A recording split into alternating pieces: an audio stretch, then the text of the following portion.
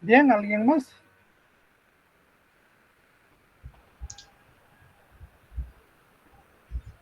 Vean, a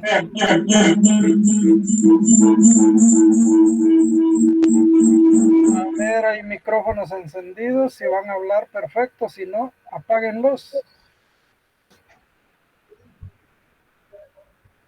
Entonces, las ideas que ustedes han dicho sí están conectadas con el currículo, pero no apuntan a la respuesta que estamos buscando. Ustedes han dado ideas generales que sí tienen conexión con el currículo. Lo repito, sí tienen conexión con el currículo. Entonces, sus ideas están enfocadas al currículo, ciertamente. Pero aquí queremos precisar para estar seguros de lo que estamos hablando y de dónde partimos realmente. En el CNB establece claramente que el currículo es el proyecto educativo del Estado guatemalteco que busca tres cosas: el desarrollo integral de las personas como personas. Primera cosa. Segunda cosa que busca es el desarrollo de los pueblos como pueblos que conforman nuestra sociedad. Y la tercera cosa es el desarrollo de una nación con características nuevas, nuevas reconocidas, nuevas. Esas características han estado allí desde hace mucho tiempo, pero reconocidas públicamente, oficialmente, hasta ahora. Y por eso dice la nación plural. Ahora, si buscamos desglosar un poco esa definición de currículo, entonces vamos a ver, número uno, currículo es el proyecto educativo del Estado guatemalteco. Al decir que es un proyecto, lo que queremos decir es, el currículo en su diseño muestra lo que el Estado quiere hacer en educación. ¿Se acuerdan de la función de publicidad que tiene el currículo? Ahí está clara. La función de orientación también aparece ahí. El currículo oficial también aparece ahí. Todos son conceptos que están aplicados acá. Entonces, es lo que se pretende hacer. Dicho de otro modo, ¿se acuerdan las preguntas que definen al inicio por qué clase de enfoque curricular o por qué enfoques curriculares nos vamos a dirigir? Las preguntas eran: ¿qué clase de sociedad queremos construir?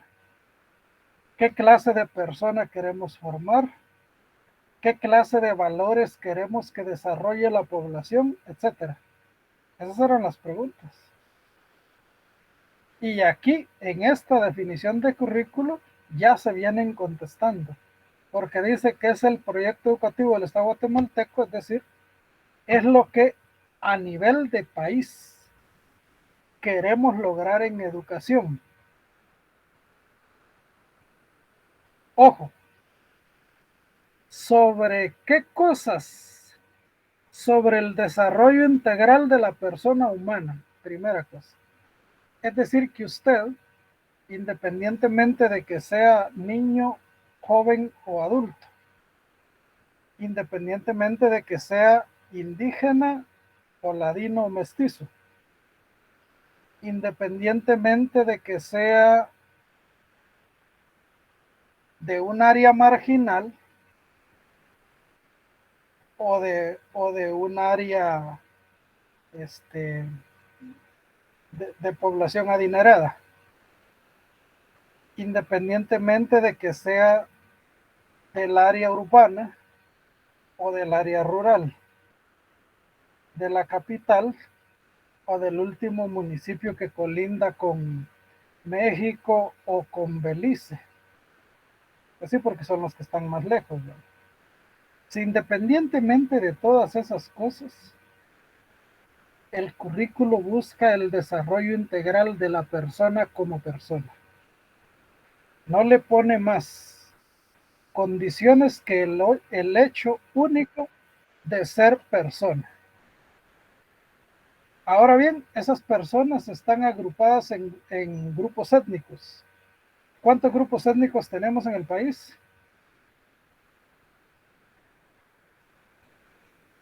22, licenciado. 22. ¿Quién dijo 22? Son 23. Mari, 22. ¿Y Denis, qué estás diciendo? 22. Gracias, Mari. Denis, ¿qué dijiste? Son No, no se te escucha, Denis. Se oye un sonido raro. Ahora estás desactivado en tu micrófono. Bueno, ¿alguien más quiere agregar otros datos? Son 23 grupos étnicos, licenciado. Gracias, Denis. Ahora te Ok. escuchamos perfecto. Hoy sí se escuchó Hoy sí. perfectamente. Hoy sí, 23 grupos étnicos. Bueno, más o menos. Dije más o menos. ¿Alguien más tiene una idea distinta?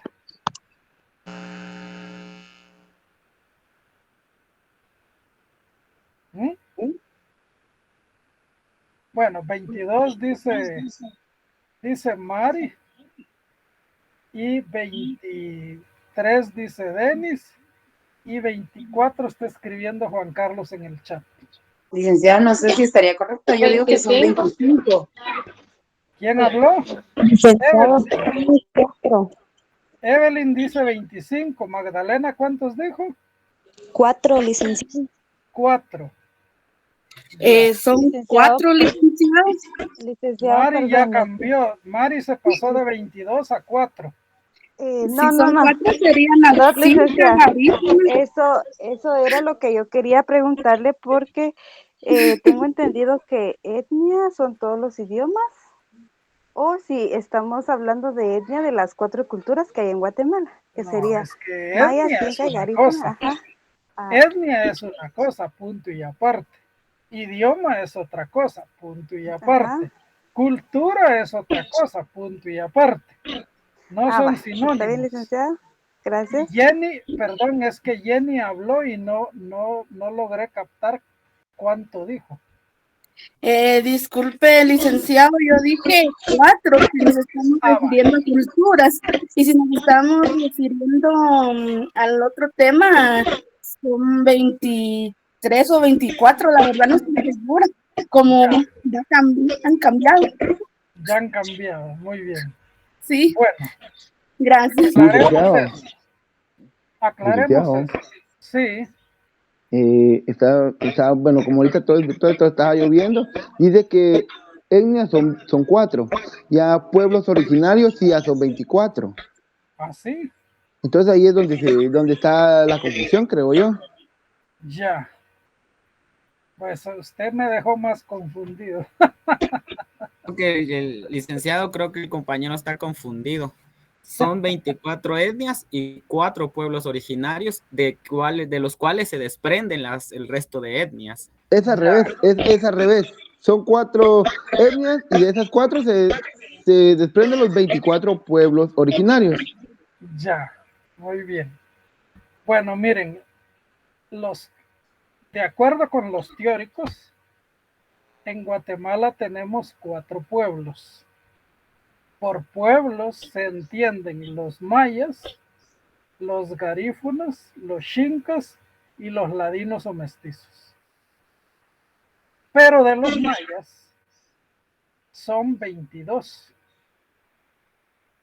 Por eso Mari estaba confundida y otros diciendo 22. Son 22 de origen maya. Ahora, ¿cuál es el punto aquí?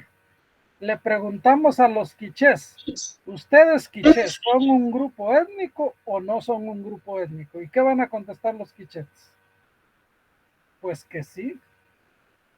Y si le preguntamos a los cachiqueles, también van a decir que sí. Y a los sichiles, para irnos hasta allá, a la otra punta, también van a decir que sí. Entonces, ¿cómo es la vaina? Pues se reconocen 4 pueblos, pero uno de esos es el pueblo maya. Y a ese pueblo maya lo dividen en 22 grupos étnicos. Ahora, si a esos 22 sumamos garífunas, tenemos 23, chincas 24 y ladinos o mestizos 25. Y ahora es bueno que sepan que la población negra de allá de Izabal, y digo negros porque ellos así se llaman a sí mismos, negros, y dicen ellos que ellos son los otros negros, para diferenciarse de los garífunas. Licenciado, Porque perdone que lo nosotros, interrumpa. Solo podrías, Denis, apagar tu micrófono. Es que hay mucha interferencia, disculpa. Gracias. gracias Juan, nosotros, si miramos a alguien moreno, decimos que es garífuna. Pues ellos dicen que hay que hacer la diferencia entre los que son garífunas y los otros negros. Eso lo dicen ellos, porque dicen que son un grupo étnico distinto. Si tomamos eso como tal, entonces son 26 grupos étnicos en nuestro país. Bueno, entonces dice la definición que da el CNB, además del desarrollo integral de la persona humana, también dice de los pueblos guatemaltecos. Y, por último, de la nación plural. Dicho de otro modo, el currículo busca el desarrollo de 3 identidades bien definidas: la identidad individual personal, la identidad grupal étnica y la identidad nacional, que la caracteriza como plural. Y plural es en el sentido sociolingüístico y cultural. Porque cuando uno le pregunta a las personas, por ejemplo, ¿usted de qué grupo étnico es? Yo he hecho el ejercicio, les cuento. Y la gente dice, yo soy cachiquel. O dice, es muy común que uno le pregunte a una persona y conteste en plural. Dice, nosotros somos cachiqueles. O nosotros somos sutujiles. O nosotros somos quechíes. No dicen maya, porque maya es el originario, digamos, pero de allí se derivan 22 grupos étnicos. Por eso es que algunos dicen que lo más correcto es decir maya quiché o maya cachiquel o maya sutujil o maya ishil, etcétera, que puede ser, pues, o sea, pero la gente pues da la respuesta más simple. Entonces, una identidad es la individual, otra identidad es la grupal étnica y otra identidad es la nacional con carácter de pluralidad. Esas 3 identidades, curiosamente, están dentro de nosotros, porque cada uno de nosotros como persona individual tiene las 3 identidades. Y el currículo lo que dice es que el Estado busca, a través del sistema educativo, la formación de esas 3 identidades. Miren qué práctica es la definición de currículo que da el CNB. Bueno, ya la encontraron, la buscaron en el documento, ¿o no? Es necesario que la busquen y que la identifiquen. Busqué, perdone, pero yo no encuentro la definición. No la encontró. Pues de allí la tomé yo, le cuento.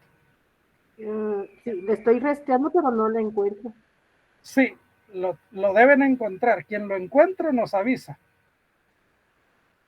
Bien, entonces, esa definición de currículo, cuando yo les pregunto cómo se entiende currículo según el CNB, esa es la definición. Es el proyecto educativo del Estado guatemalteco para el desarrollo integral de la persona humana, de los pueblos guatemaltecos y de la nación plural. Esa es la respuesta que nos da el CNB. Bien, aclarado eso,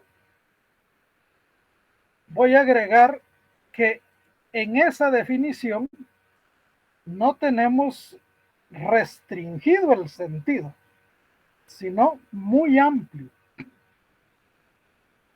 Esa definición abarca a todas las personas, o sea, a todos los sujetos involucrados en la vida nacional.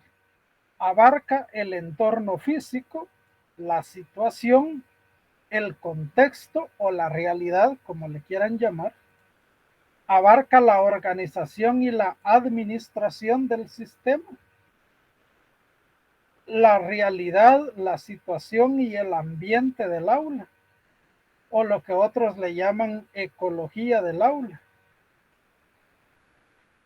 Todos los diversos apoyos que recibe el sistema para su desarrollo, la evaluación y todos los aspectos que intervienen en el sistema educativo nacional están abarcados aquí en esta definición.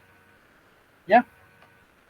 Entonces, el currículo, el CNB, nos da una definición amplia de currículo, pero lo que nos dice, y esto es lo que hay que dejar bien claro, es que el modelo educativo nacional, nuestro modelo educativo, tiene esa definición de currículo para su operatividad o para su aplicación, pues. Entonces, nosotros somos los responsables de convertir en realidad esa definición de currículo. ¿Cómo? Pues con el trabajo que hacemos en las aulas. Bien. Aclarado eso, si no hay dudas, voy a avanzar.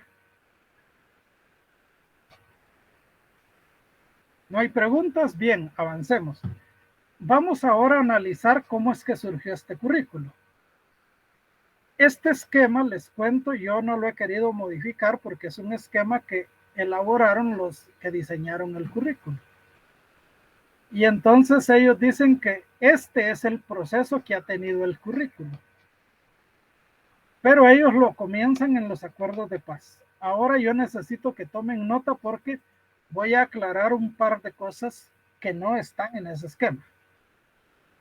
La primera, nosotros como país, allá en la década de los 80, planteamos dos grandes cosas para el sistema educativo del país. La primera, en el acuerdo gubernativo número 1093-84. Allí se habla de la creación del Programa Nacional de Educación Bilingüe Intercultural. Fíjense, el 84 estamos en un tiempo en que los acuerdos de paz están todavía a 12 años de distancia. Entonces, no nace esto de los diálogos de paz, sino que nace de una necesidad sentida por la sociedad a nivel de país. Ese fue un programa experimental. El experimento fue para ver cómo era mejor impulsar la educación bilingüe intercultural en el país. Para eso fue el experimento. Entonces, ese experimento se dio en pocas escuelas y utilizaron dos categorías de escuelas. Una, que es las escuelas que llamaron incompletas, y la otra de las escuelas completas. Las escuelas incompletas le llamaban así porque iban a trabajar educación bilingüe solo en preprimaria. Eran 400. Luego, las escuelas completas iban a trabajar educación bilingüe desde preprimaria hasta 4º grado de primaria. A esas las llamaron completas. Entonces también eran 400. Es decir, que el experimento inicial de educación bilingüe intercultural fue en 800 escuelas. Ahora, si se dio hasta 4º de primaria, es porque la idea original era que de preprimaria a 4º grado de primaria ya los niños estarían manejando los 2 idiomas. La idea básica comienza por ahí. Ese es, repito, un proyecto que se da, un movimiento de renovación de la educación en el país que se da antes de los acuerdos de paz. Evelyn, ¿usted quería agregar? No solo como usted estaba diciendo que cuando encontráramos la definición en currículum, yo la busqué. Ya la encontró. Y dice, el currículo, dice, se concibe el currículo como el proyecto educativo del Estado guatemalteco para el desarrollo integral de la persona humana, de los pueblos guatemaltecos y de la nación plural. Y luego da la definición de enfoque. ¿Podría usted decirnos a todos dónde encontró esa definición? En Google coloqué el currículum, me fui al CNB de Guatemala y luego abrí un CNB como me aparecía por grado, por sí. Me coloqué en el de preprimaria, porque era el primero que aparecía. Y luego tiene la presentación, luego dice la primera parte, habla de hacia una reforma educativa, la visión, las cartas, y hay una parte que se llama el currículo. Entonces ahí fue donde yo me posicioné y me pareció eso. Allí está, y en esa parte está en todos los CNBs de la primera generación, desde primero hasta diversificado. Así es. Entonces eso era, licenciado. Gracias, Evelyn, la felicito porque hizo una búsqueda perfecta. Yo esperaba que alguien lo hiciera para que vean pues que está al alcance de sus manos. No está fuera de ese alcance. Bueno, ya lo analizamos. Gracias, Evelyn. Entonces aclarábamos que ese esfuerzo por establecer una verdadera educación bilingüe en el país viene de la década de los 80 y que remarco que es anterior a los acuerdos de paz. ¿Por qué estoy remarcando esto? Porque la reforma educativa nace en los acuerdos de paz, pero era tan fuerte la necesidad de modificar y de actualizar el sistema educativo que esta educación bilingüe y el otro punto que voy a ver fueron en realidad el primer intento de reforma educativa. El otro punto se refiere al CIMAC. CIMAC quiere decir Sistema Nacional de Mejoramiento de los Recursos Humanos y Adecuación Curricular. Esto viene con acuerdo gubernativo del año 89. Este sistema era para evaluar y modificar el currículo, es decir, para ponerlo al día. Fíjense, estamos en el 89, a 7 años de la firma de los acuerdos de paz. Y lo que se intentó fue de renovar el currículo a nivel nacional. Entonces tenemos un serio intento de reformar la educación del país antes de la firma de los acuerdos de paz. Todo ese movimiento social, educativo del país se recoge en los acuerdos de paz. Ahora podemos pasar al esquema y ver que tenemos 2 acuerdos. Aquí el acuerdo sobre identidad y derechos de los pueblos indígenas y acá el acuerdo sobre aspectos socioeconómicos y situación agraria. No es como está escrito aquí, sino que es más amplio. Aquí, obviamente, por ser una presentación, está así en menos palabras. Ahora bien,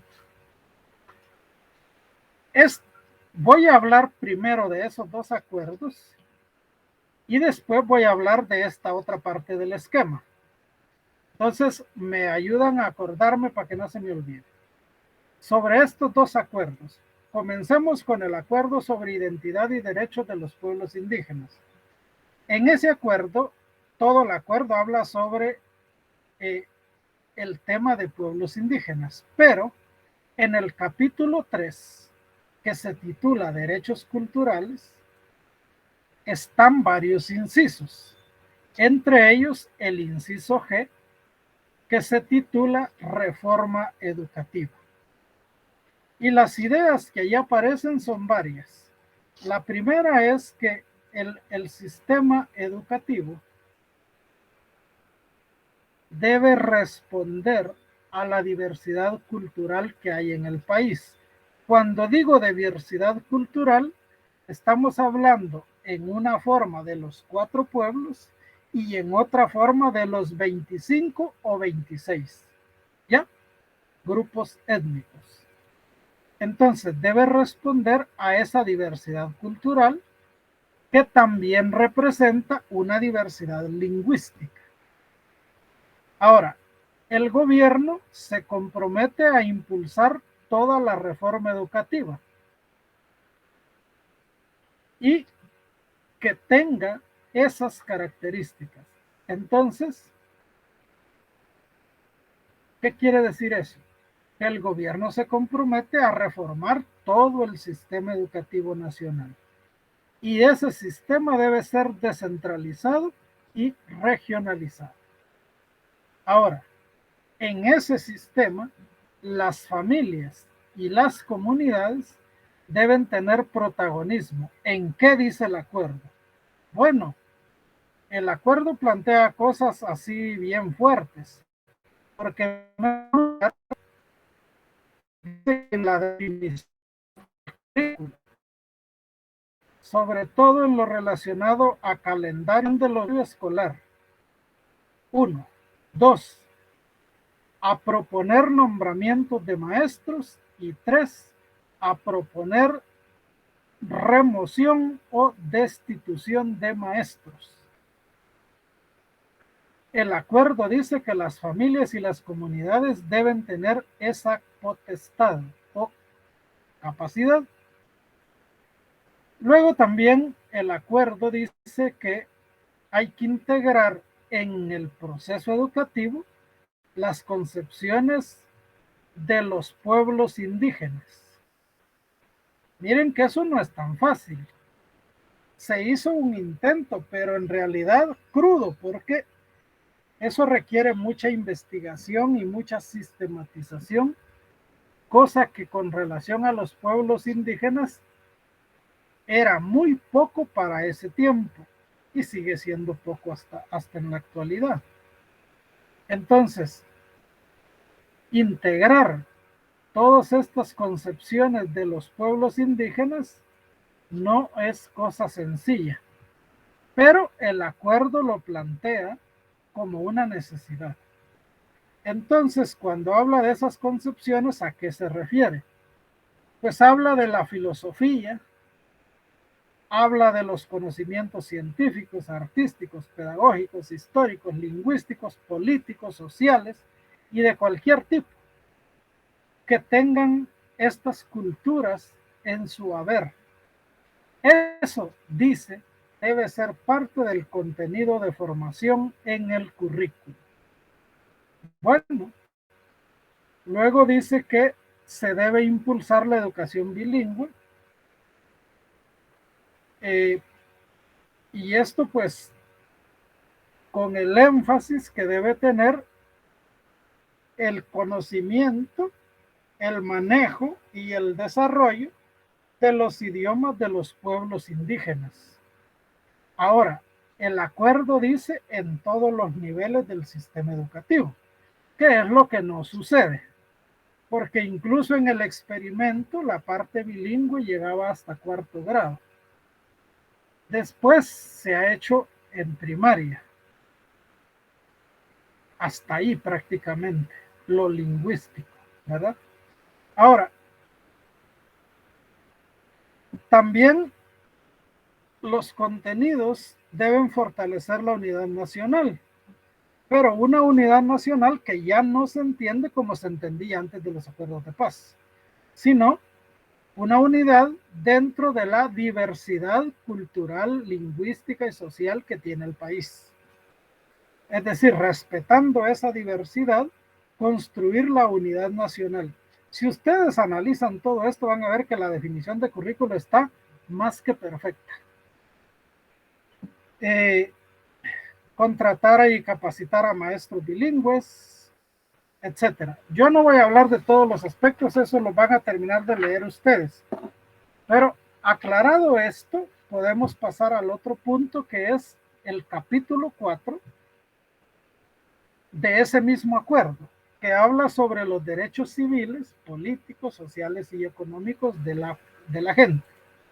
Allí, en el inciso C, plantea la regionalización. Ojo, en el inciso G del capítulo 3, que es aquí arriba, se plantea que el sistema debe ser descentralizado y regionalizado. ¿Ya? En el capítulo 4, el inciso C, lo que da es el criterio para regionalizar. Licenciado, entonces, perdone, cuando se dice descentralizado es por partes, ¿cierto o no? No, descentralizado es un poco diferente. Descentralizado quiere decir que se descentralizan las funciones principales. Por ejemplo, si todo el poder de decisión está concentrado en el Ministerio Central, descentralizarlo es transferir parte del poder de decisión y luego de administración con base en esas decisiones a los departamentos, como está ahorita.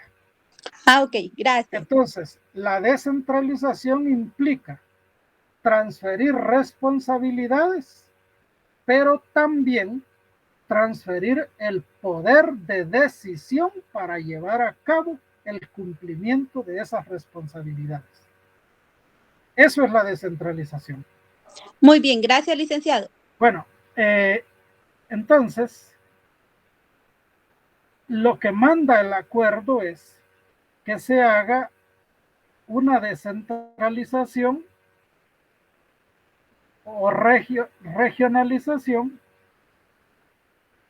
con criterios sociolingüísticos. Y eso es lo que tenemos hoy. Ahora, ojo, porque el acuerdo habla de regionalizar. En el país habían regiones educativas, pero esas no correspondían al criterio sociolingüístico. Después vino la descentralización con la departamentalización, es decir, en vez de las regiones, se crearon departamentos. Y entonces una dirección, en vez de una dirección regional que aglutinara 2, 3, 4 departamentos, hay una dirección departamental, que en total son 25, porque en el departamento de Guatemala tenemos 4 direcciones departamentales, en vez de una como era al inicio. Entonces, después se pensó en la regionalización del currículo con este criterio lingüístico. Y eso es lo que tenemos hoy, de allí que hay un currículo nacional y luego un currículo regional. ¿Estamos? Eso es lo que habla el acuerdo sobre identidad y derechos de los pueblos indígenas. Luego pasamos al acuerdo sobre aspectos socioeconómicos y situación agraria. Este es el segundo de los acuerdos que se refiere al tema educativo. Ahora, aquí, en el capítulo 1, que se titula Democratización y Desarrollo Participativo, en el inciso B es donde habla de la participación de la mujer en el desarrollo económico y social, y luego aparece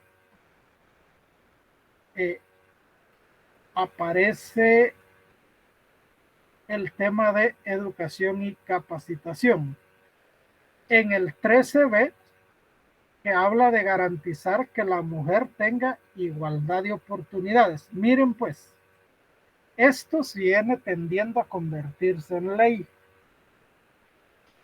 pero es a partir de los acuerdos de paz. Se quiere eliminar una tradicional discriminación que ha habido hacia la mujer como género, como categoría social. Y para eso es necesario establecer mecanismos administrativos diferentes. Entonces, luego en el capítulo 2, que se plantea el desarrollo social, allí se enfoca más de lleno en el tema de educación y capacitación, el inciso A. ¿Y de qué habla ese inciso? Bueno, habla del gasto educativo, de la adecuación de los contenidos educativos, ya dijimos en el otro acuerdo cómo, de la cobertura, la capacitación para el trabajo, los programas de educación cívica, la interacción comunidad-escuela y participación comunitaria, el apoyo financiero, la administración, la capacitación de administradores educativos, la comisión consultiva, la educación superior e investigación y los promotores de educación. Aclaro allí, cuando dice promotores de educación, lo que sucede es que en aquel tiempo, en el sistema educativo nacional, habían bastantes escuelas que no tenían maestros graduados, sino que solo promotores educativos. ¿Quiénes eran los promotores educativos? Gente que había estudiado tercero primaria, cuarto, quinto o sexto, o algún grado de básico. Casualmente habría alguno tal vez de diversificado, pero la mayoría eran de primaria y de básico. Esos eran los maestros en las escuelas. Ahora, ¿en qué escuelas principalmente? Lo que pasó es que cuando se dio la guerra, mucha gente se fue huyendo para México y para Honduras para que no los mataran. Y allá, pues, crearon campos de refugiados.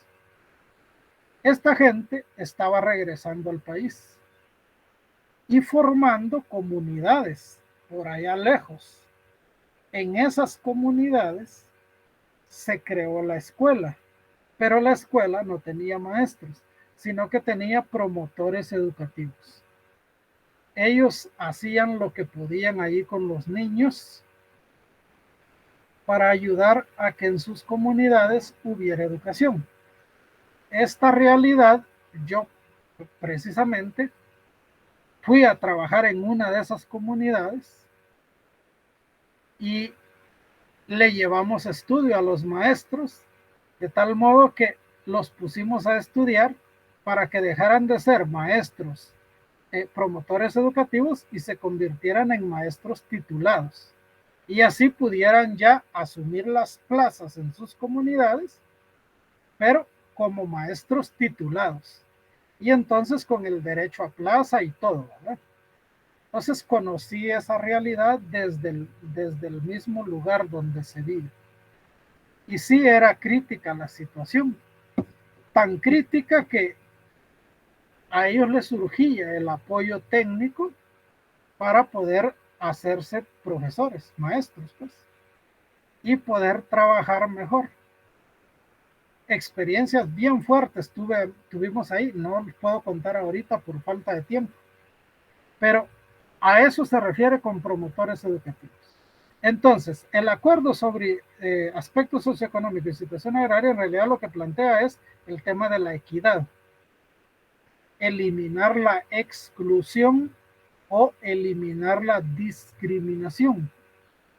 Y entonces plantea la igualdad de oportunidades en el acceso a bienes y servicios. Eso es discutible, pero se plantea. Bien, esos son los dos acuerdos que tenemos sobre educación. Ahora voy a volver al esquema. Antes de pasar al otro tema, voy a volver al esquema. Hemos hablado en el esquema de este y de este. En el acuerdo se estableció que iban a crear la Comisión Paritaria de Reforma Educativa. Esa comisión publicó en 1998 un documento que se llama Diseño de Reforma Educativa. ¿Qué quiere decir? Que allí una comisión armada por el gobierno con participantes del lado de las dos partes en conflicto y pues la intervención directa del Ministerio de Educación, ahí se formó la comisión que iba a plantear cómo debía ser la reforma educativa del país. Luego esa comisión terminó y se quedó la llamada Comisión Consultiva para la Reforma Educativa. Esa comisión consultiva tenía en su estructura interna una subcomisión de currículo y esta planteó el marco general para la transformación curricular en el sistema educativo nacional. Después de este marco general, ya se llevó a cabo el diseño del currículo. Esto es a partir del año 2000. 2000, 2001, 2, 3 y 4. Fue tiempo de diseño. Aquí era la institución CIMAC que les mencioné, se transformó en Dirección de Calidad Educativa. Y como Dirección de Calidad Educativa tenía la subdirección de currículo y la subdirección de formación docente. La subdirección de currículo se encargó de este diseño y la subdirección de formación docente se encargó de diseñar un programa de profesionalización para todos los maestros en servicio para poder impulsar el nuevo currículo. Les comento que yo también fui parte de esos equipos centrales de formación docente en aquella época. Entonces, por eso vengo conociendo todo el proceso. Aparte de que antes de eso había trabajado en la formación de maestros que eran promotores educativos. Entonces, diseñamos el programa de formación al tiempo que se diseñaba el currículo. Pero el currículo era la base del programa de formación. Toda la teoría pedagógica dice que ninguna reforma educativa funciona si no se forma a los maestros para la reforma. Claro que aquí no se llevó a cabo bien porque la huelga de maestros hizo que el programa cerrara. En el programa nosotros teníamos más de 55,000 maestros inscritos participando. Pero por la huelga de los maestros, entonces acordaron con las autoridades y suspendieron el programa. Allá por el 2003.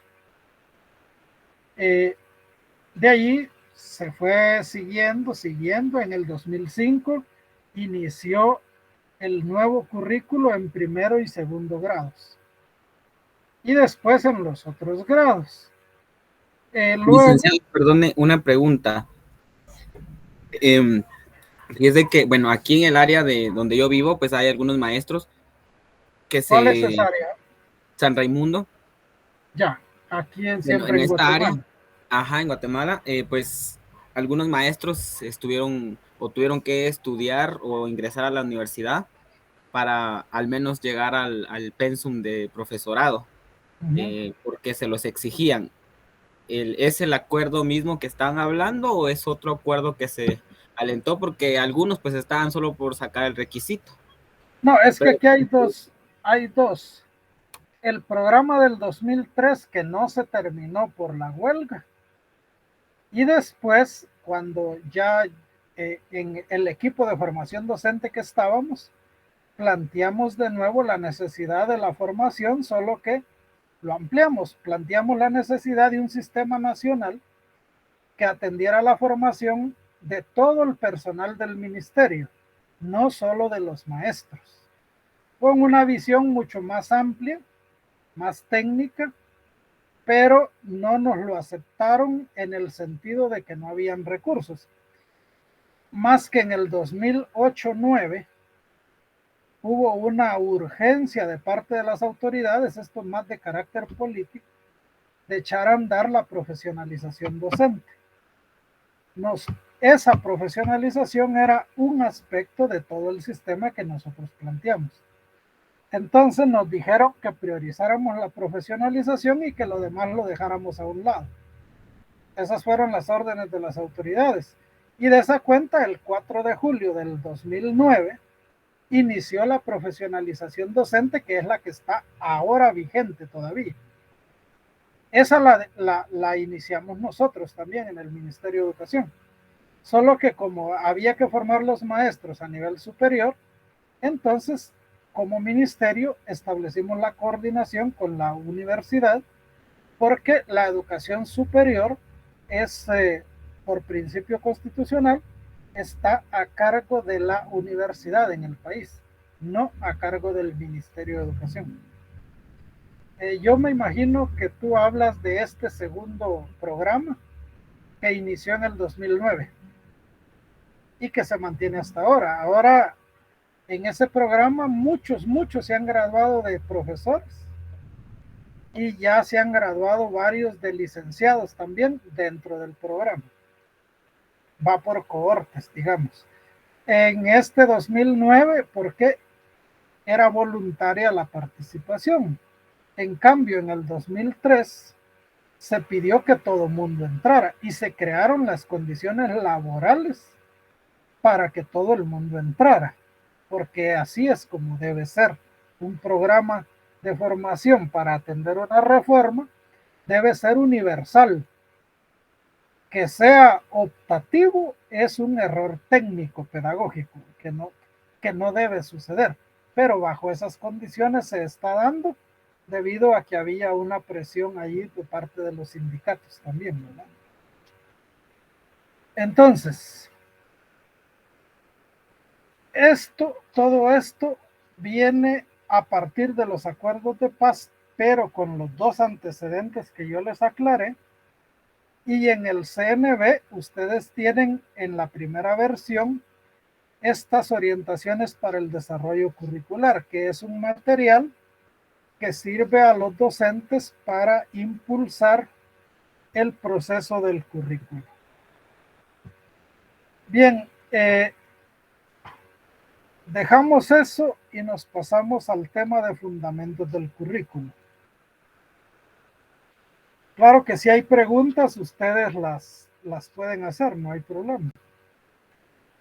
Comentarios según la experiencia de ustedes, los de educación bilingüe, sobre los programas de educación bilingüe, si tienen conocimiento, hay cobertura de educación bilingüe en los 25 departamentos o en menos.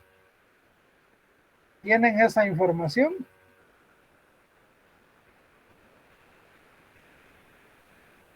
Quería decir en los 25 grupos étnicos. Yo sé que estaban en casi todos, pero todavía faltaban. Ahora no sé si la cobertura es universal. Que hasta unas preguntas que hice el año pasado me dijeron que no. Porque hay grupos pequeños, bien pequeños. Pero la ley no dice eso. La ley dice que debe ser para todos, ¿verdad? Bien, entonces vamos a avanzar. Vean, cuando hablamos de fundamentos del currículo, aquí hay que comenzar señalando que el currículo tiene un punto de partida muy especial, porque dice que el CNB valora la identidad personal y cultural. Si se acuerdan, hablamos de 3 identidades, pues aquí hay 2. Una no está mencionada, pero la incluye. Y luego hablamos de la participación social y hablamos de la integración. Si ustedes ven, este supuesto de partida o punto de partida del CNB es clave. Clave para entender el CNB. Entonces, tenemos un documento, un diseño, digamos así, que se corresponde con la realidad del país. Por eso es muy valioso. En realidad, este diseño curricular marcó un gran avance en el desarrollo sociocultural y lingüístico del país con respecto a todo lo que había en el sistema educativo antes. Este marca realmente un cambio increíble, muy fuerte. Bien, luego entonces tenemos que para diseñar el currículo se tuvo en cuenta en primer lugar las demandas de la sociedad guatemalteca. Sobre lo que hemos hablado hasta ahora, ya cualquiera de ustedes podría resumir de qué manera se han atendido las demandas de la sociedad guatemalteca en este diseño. Porque eso es lo que he estado desarrollando ahora. ¿Alguien quiere resumir algunas ideas? Recuerden, ponerse activos es básico para que el proceso sea más consistente como aprendizaje.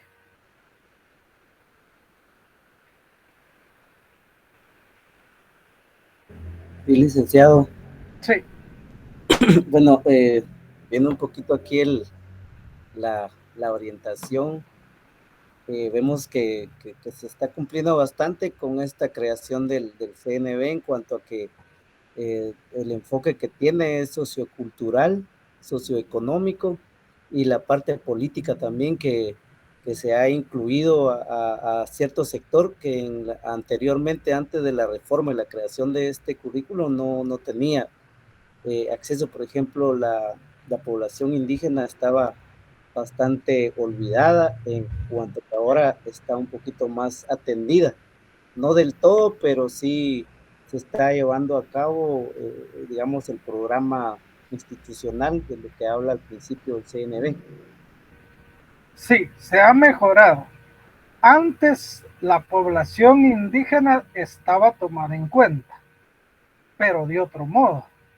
Por ejemplo, en materia lingüística, lo que existió en el sistema fue los programas de castellanización. Lo que quiere decir es que se preocupaba el sistema de que los indígenas aprendieran español. No importaba si dejaban de lado su idioma materno indígena, eso no. Más bien, si lo sustituían por el español, era mejor. Ese era el enfoque. En cambio, ahora se atiende el aspecto lingüístico, pero con un enfoque totalmente diferente, porque se promueve el desarrollo de los 2 idiomas. Eso por el derecho lingüístico de las personas de acuerdo con el idioma materno, y el derecho cultural, y el derecho de la identidad. Eso es fundamental, ¿saben? Y está pues en las leyes, en el sistema se está trabajando. No como se quería idealmente, pero sí se está trabajando. Por ejemplo, allá por los años 2000, 2, 3, se crearon las escuelas normales bilingües interculturales. Pero se crearon así por una decisión política y administrativa, es decir, había interés político y se produjeron los acuerdos para crearlas, pero no se hizo conforme a un plan educativo. Y entonces se crearon las escuelas sin que hubiesen los materiales adecuados, sin tener la cantidad de profesores adecuados y sin tener la infraestructura adecuada. Pero se crearon las escuelas. Es decir, se hizo una cosa con buena intención, pero mal hecha. Y el tema de la educación bilingüe sigue teniendo parte de estos problemas. Por ejemplo, en la contratación de maestros bilingües. Son deficiencias del sistema, pero se está tratando de hacer bastante, pues, ¿verdad? Eso es lo que hay que resaltar. Ahora, la demanda de la sociedad guatemalteca en los acuerdos de paz está bien expresada y se toma en cuenta. En todo el proceso de reforma educativa está bien expresada y se toma en cuenta. Porque si recuerdan ustedes, bueno, tal vez no lo recuerdan, no lo tienen presente, pero por el año 2000 hubo un proceso nacional que se llamó Diálogos y Consenso Nacional para la Reforma Educativa. Y ese también se tomó en cuenta. Entonces las demandas de la sociedad guatemalteca están atendidas de esa forma. Luego los diseñadores tuvieron en cuenta también las tendencias en otras partes del mundo. Porque como sistema debemos desarrollarnos y tratar de ir a un nivel más alto de acuerdo con los avances en educación que está teniendo la sociedad a nivel mundial. Entonces se tomaron en cuenta también, y sobre esas dos bases se planteó entonces la fundamentación en el campo filosófico, en el sociológico, en el psicológico, en el biológico y en el pedagógico. Este segundo esquema, les cuento, no es un esquema mío, sino que es un esquema que también hicieron los diseñadores del currículo. Cuando ellos explicaban cómo habían diseñado el currículo, usaron el esquema anterior que les mostré, donde están los acuerdos de paz, y también este esquema, que yo los conservo por la calidad de la fuente. Por eso es que los conservo. Y no les he querido hacer mejoras, aunque se podría, ¿verdad? Pero las mejoras yo las comento en la clase, pues. Entonces, es un currículo, si ustedes ven, con un diseño bien pensado, bien razonado, bien estudiado. La idea que han dado en muchos que el currículo es una copia del currículo de Chile, otros dicen que es una copia del currículo de España, son puras, así como cantadas así al aire, ¿verdad? Pero no son reales. ¿Por qué? Pues yo conozco de mi propia experiencia todo el proceso de diseño que tuvo el currículo. Y si ustedes iban allí a la Dirección de Calidad Educativa, lo que encontraban era profesionales nacionales. Algunos asesores extranjeros sí habían. Recuerdo de Argentina, de Colombia, y había uno de Chile también, como asesores. Pero todos los diseñadores era gente de nuestro país, profesionales de nuestro país. Y esa es pues, la historia del CNB, pues, o sea, no se trata de una cosa inventada, sino que realmente esa es una historia vivida en las oficinas del Ministerio de Educación y por supuesto en todo el país. Esas son las bases, los fundamentos. Ya teniendo las bases, los fundamentos, los orígenes, los antecedentes, todo eso bien claro, ahora podemos plantear cuáles son las cualidades propias de ese currículo. Y aquí tenemos 4. Quisiera que ustedes expliquen que cada uno de ustedes tome una de estas y vaya diciendo lo que le parece que es. Bien, ¿qué opinan de lo participativo? ¿Por qué se dice que el currículo es participativo?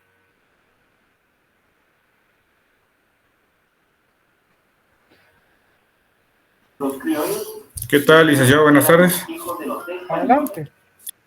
Yo considero que es participativo porque todos los que forman la familia educativa, pues, se involucran en ese proceso, no solo el docente, sino también el estudiante, el padre de familia. Entonces, cuando hablamos de un currículo nacional base, pues estamos diciendo que todos los que se involucran en el proceso educativo, pues tienen que estar constantes y activos en este proceso. Bien, voy a ampliar un poco. Cuando se diseñó el currículo, participaron diversos sectores sociales, la Academia de Lenguas Mayas, el Consejo del Pueblo Xinca, los diversos grupos étnicos del país, los municipios, los departamentos, instituciones diversas, todos participaron en el proceso. Pero, ojo, porque la participación entonces se dio a nivel de personas, a nivel de instituciones, pero también a nivel de pueblos indígenas. Entonces, el carácter participativo lo que señala es que en el proceso de diseño participaron instituciones y los diferentes pueblos que conforman nuestra sociedad. Efectivamente estuvieron ahí. Y en el proceso de diálogos y consenso nacional, les cuento, eso se llevó a cabo así. Hubo por cada municipio, de todos los municipios del país, hubo reuniones donde invitaban a los docentes, directores, supervisores, munis, otras instituciones de la localidad, todas las fuerzas vivas de ahí las invitaban a participar. Y allí sacaron conclusiones a nivel municipal. Después, ese proceso lo repitieron a nivel departamental y sacaron conclusiones a nivel departamental. Y después eso lo repitieron a nivel nacional y sacaron las conclusiones a nivel nacional. Allá por el año 2001, eso se estaba realizando. Ese es el carácter participativo. Ahora vamos con el carácter flexible. ¿Quién quiere hablar del carácter flexible? Disculpe, licenciado. Sí. En el carácter flexible, pienso que es que no está sujeto a que así como está literalmente, ¿verdad? Sino que puede ser adaptable, puede ser enriquecido, se puede adaptar a las diferentes culturas, el contexto social en donde se está dando la educación. Y así puede enriquecerse y ampliarlo o modificarlo según las necesidades de los estudiantes, ¿verdad? Sí, en parte sí, Jenny, pero esto está más enfocado al trabajo en el aula. Flexible quiere decir que eso que usted ha dicho lo pueden hacer los maestros en el aula, en la escuela. Ese es el carácter flexible. Es decir, el flexible está relacionado directamente con la actividad docente en las aulas, en los centros educativos. Los docentes pueden enriquecerlo, ampliarlo, modificarlo de acuerdo a las características propias del grupo con el que están trabajando. Acuérdense, allí cobran vigencia los conceptos de currículum oficial, currículum operacional, currículum oculto, extracurricular. Todos esos conceptos cobran vigencia en esto que estamos diciendo. Y luego, integral. ¿Qué quiere decir integral? ¿A qué hace referencia? Sí, licenciado, en este aspecto, pues, como ya se ha planteado, ¿verdad? Que integral es que abarca todo el esquema del ser humano y todas sus capacidades, todos sus intereses en general. Bueno, sí, eso es en relación a la persona, pero en relación al diseño del currículo es diferente. En relación al diseño del currículo, se llama integral porque no está presentado por materias separadas como era el currículo antes de la reforma educativa, sino que es un currículo que viene integrado por áreas. Las áreas son una forma de integración. Y luego, en correspondencia con esas áreas, se da la integración en el proceso de enseñanza y el proceso de aprendizaje. Eso es lo que plantea la visión de integralidad del currículo. Y por otro lado, el perfectible. ¿Quién habla del perfectible? Licenciado, yo comprendo que por perfectible dice que es susceptible a que puede ser perfeccionado o ya sea mejorado, ¿verdad? No sé si me equivoco. Sí, ampliémoslo. Quiere decir que el currículo, ojo, puede ser revisado, completado y mejorado o modificado de acuerdo a la evolución que va teniendo la situación en el país. Entonces vamos a diferenciar perfectible de flexible. Los dos están relacionados, pero explican dos aspectos distintos del currículo. El flexible habla de lo que puede modificar, mejorar, ampliar, cambiar el maestro en su actividad docente. Y lo perfectible habla de las revisiones que el currículo puede tener y las consecuentes adaptaciones. Pongo un ejemplo. En el ciclo básico teníamos 7 áreas curriculares. Allá por el 2019-18 se hizo una revisión y como resultado una adecuación. Ya no dejaron 7, sino 10 áreas curriculares. Me parece que también ahora se ha trabajado preprimaria. Y entonces, esas son adaptaciones grandes del proceso completo. Esa es la perfectibilidad. Está basada mucho en la investigación, pero a nivel amplio, a nivel de sistema, por niveles educativos, pero en todo el sistema. En cambio, la flexibilidad también puede tener como base la investigación, pero la investigación pedagógica a nivel micro, en el centro educativo y en las aulas. ¿Ya? Bueno, ¿alguien quiere agregar sobre las características del currículo? ¿Preguntar? Licenciado, yo tengo una duda. ¿Sí, Luis? La pregunta es, en la elaboración del currículo nacional base para Guatemala, ¿se involucró la Universidad de San Carlos? No, ese fue un trabajo del Ministerio de Educación en cierto modo. Ahora, le explico más detalladamente. La Universidad de San Carlos participó en la Comisión Consultiva de Reforma Educativa. Allí estaba presente la USAC, con el Ministerio de Educación y todas las otras instituciones del país que formaban la Comisión Consultiva de Reforma Educativa. Y ellos elaboraron el marco general para la transformación curricular del país. Y antes de eso, la comisión paritaria que había elaborado el diseño de reforma educativa nacional. A ese nivel macro o a ese nivel nacional de diseño, sí estuvo participando la USAC. Ya después, en el diseño propiamente de los CNBs por grado y por área curricular, allí fue tarea del Ministerio de Educación directamente.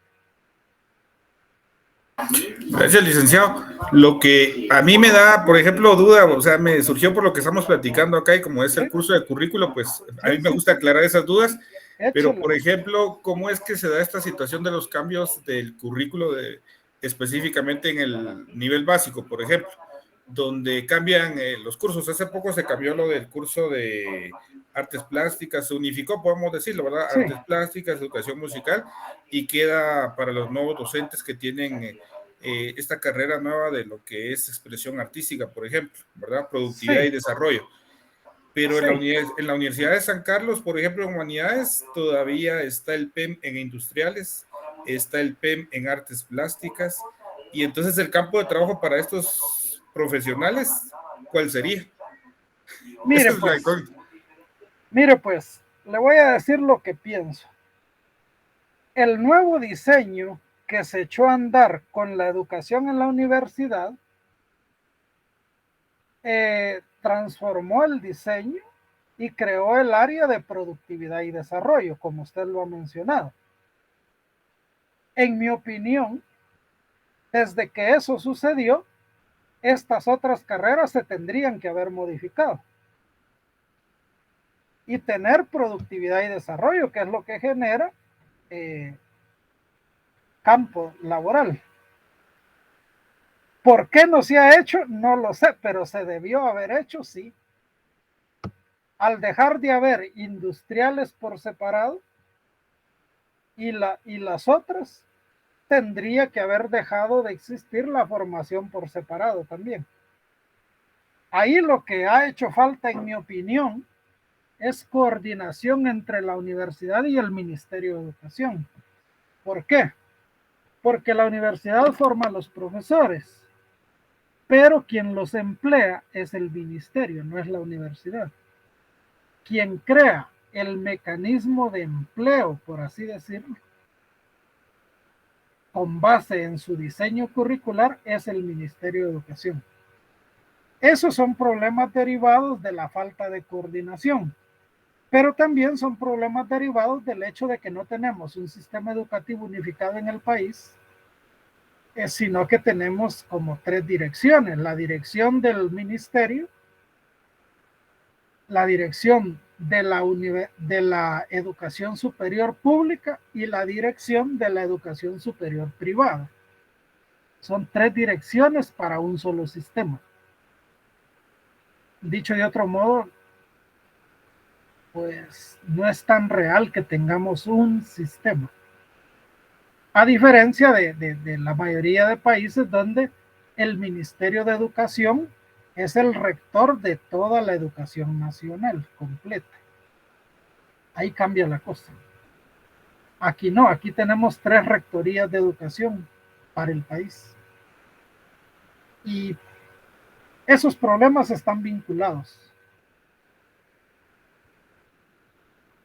Gracias, licenciado. Bueno, ¿alguien más quería decir, comentar, preguntar algo? Licenciado, fíjese que yo tengo una duda en participativo, no me quedó claro esa cualidad. Es que el participativo hace referencia al proceso que tuvo el desarrollo del currículo y que se supone que debe seguirlo teniendo en cada revisión, en cada modificación que se hace. El proceso fue así. Mire, en los acuerdos de paz participaron, ustedes saben, ¿no?, el gobierno y la Unidad Revolucionaria Nacional Guatemalteca. Esos fueron los actores principales en los acuerdos de paz. ¿A quién representaban esas dos instancias? Pues a toda la sociedad guatemalteca, supuestamente. Pero ya después, cuando vino el diseño de la reforma, allí participaron todos los pueblos del país, los 25. Ahí participaron las diferentes instituciones, como por decirle, la Academia de Lenguas Mayas, el Consejo del Pueblo Xinca, los consejos de los diferentes pueblos mayas, las iglesias evangélicas, la iglesia católica, los colegios privados, las universidades, todo el mundo participó en el diseño. Todos dijeron lo que se esperaba que incluyera la reforma educativa. Ese es el carácter participativo del currículo. Ahora, se supone que al revisar el currículo, al revisarlo, por ejemplo, cuando se hizo la revisión de básico, debería haber una participación similar de todos los que se mueven en el campo educativo, pero incluidos los grupos étnicos como pueblos que conforman la sociedad guatemalteca y que son los destinatarios del currículo propiamente hablando, ¿verdad? O sea, se dio y debería seguirse dando de esa manera. Ese es el carácter participativo. Gracias, licenciado. Muy bien. ¿Alguien más? Bueno, solo hemos comenzado con el CNB. Todavía nos faltan unos aspectos teóricos. Hemos comenzado a entrar dentro del CNB. Es, pero súper importante que para que entiendan lo último que vamos a estudiar, tengan presente lo que estamos estudiando. Cómo se origina, cuáles son los antecedentes, qué características nacionales le dieron origen, todo eso. Que pues se los voy describiendo poco a poco en las clases y con materiales. Por eso ahorita vamos a pasarnos a Classroom para ver cómo está planteado el estudio asincrónico. No se retiren todavía porque es fundamental esto que vamos a ver para que su estudio asincrónico sea adecuado. Entonces, en la clase 5 tenemos en primer lugar el texto que corresponde como base a la clase de hoy.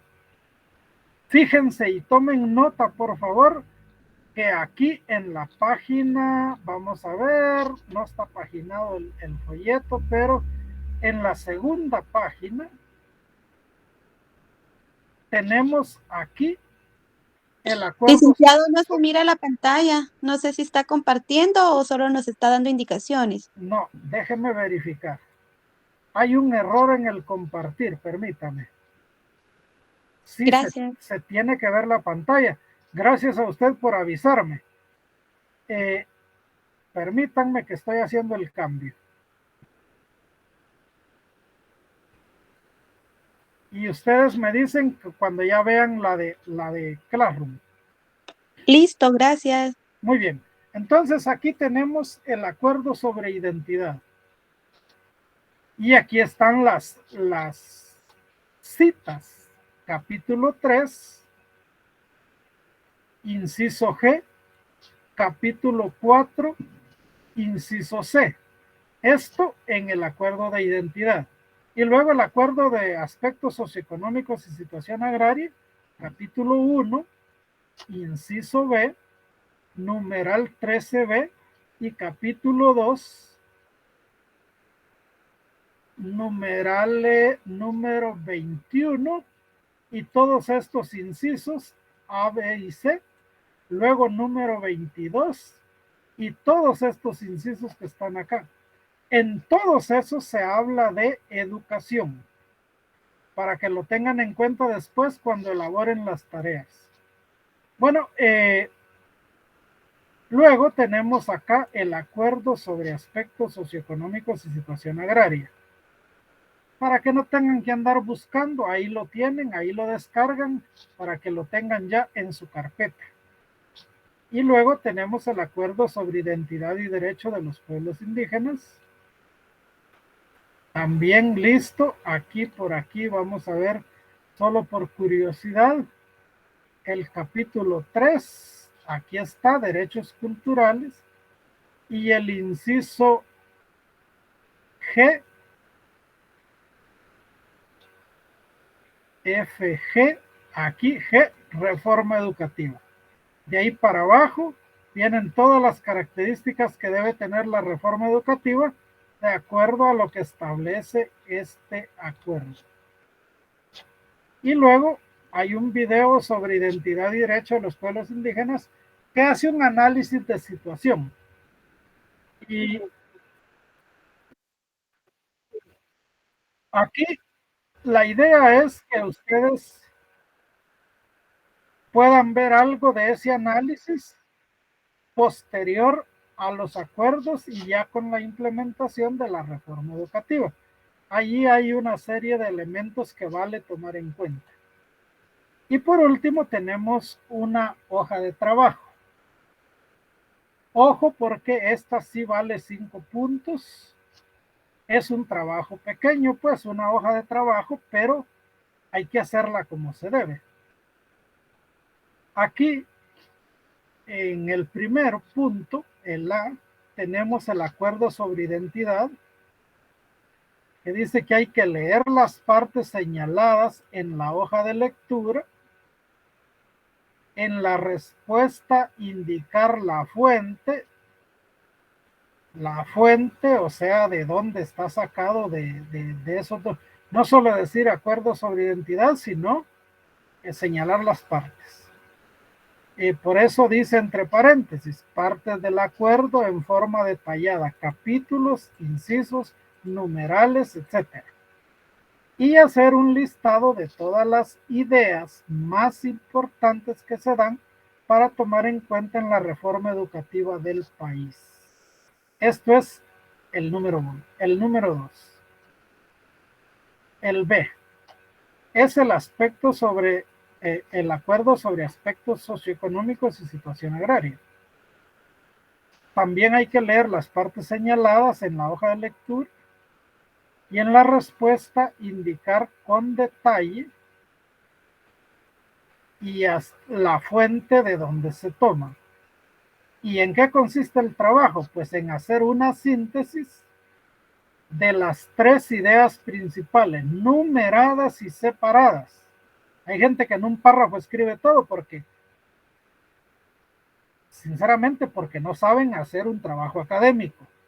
Por eso estoy dando orientaciones así muy básicas, pero es para que vayan agarrando esa lógica. Entonces, numeradas y separadas cada una y que aparecen con respecto a educación. Entonces, ¿qué va a hacer usted? ¿Va a citar todos los numerales? No. Hay que leerlo de educación y hacer una síntesis de las 3 ideas principales. Eso es ahí. Y luego una conclusión que abarca ambos acuerdos. Eso es el trabajo para esta hoja de trabajo. Les hago un comentario. Hay algunos que eliminan esta carátula y la sustituyen por otra. Eso no hay que hacerlo en estas hojas de trabajo. Por eso pierden instrucciones valiosas y que luego se convierten en deficiencias en el trabajo que realizan. Se los mando en Word y todo para que no tengan dificultades y puedan hacer el trabajo de manera directa en el mismo formato. Bien, eso sería todo. ¿Hay alguna pregunta? Licenciado, perdone la fecha de entrega, si no leí bien, decía el 7 de agosto, ¿es correcto? Sí. Okay, porque gracias. Es una hoja de trabajo, no es una investigación grande, ¿no? De acuerdo, gracias, Lick. Hasta la medianoche, ¿verdad? Sí, pero por supuesto, mira, si ahora alguien me dice, mire, Lick, el 7 muy luego, porque el 7 va a ser el lunes, ¿no? Y dice, mire, lo podemos entregar el martes. Por mí no hay ningún problema. Yo se los pongo así porque como son hojas de trabajo, son trabajos cortos para que no se les amontonen con los demás trabajos de los otros cursos, de modo que ustedes se hagan una programación. Es por eso, pero igual si alguien me dice que necesita más tiempo desde ahora, yo se los doy con gusto. Ahora, si no me dicen nada, entonces yo asumo que es el 7. Y si se entrega después es tardado, ¿verdad? A lo mejor nos da ahí unas 24 horas más, Lick. No, a la mitad de semana. Por favor, licenciado. Por mí no hay problema. Si quieren, dejémoslo para el martes. Yo no me hago bolas en eso. Lo que me interesa es que haya una definición para que tengamos orden. Eso es todo. Entonces. No sé qué dirán los demás compañeros, a lo mejor martes. O... Sí, por favor, para el día martes. Martes, está bien. martes, sí. Está bien. Martes, porfa. Individual lo entregamos lunes y lo entregamos martes. Está bien, dejémoslo para el martes, no hay problema. Yo ya les digo, yo no tengo problema con las fechas. Lo que sí me interesa es que tengamos orden. Entonces ponemos una fecha, perfecto. ¿Qué es lo que a mí me interesa? Que ustedes tengan el tiempo que dicen que necesitan para hacer bien el trabajo, porque yo quiero que todos saquen el punteo máximo. Pero Gracias, Lick. Pero para eso lean los comentarios y las recomendaciones que les he hecho en las 2 hojas de trabajo que ya les revisé y ya se las mandé. Yo tengo mi cuadro de notas, pero ustedes también tienen las notas. Ahora, por supuesto, si alguien quiere verlas en el cuadro, y yo se las muestro con mucho gusto, no hay ningún problema.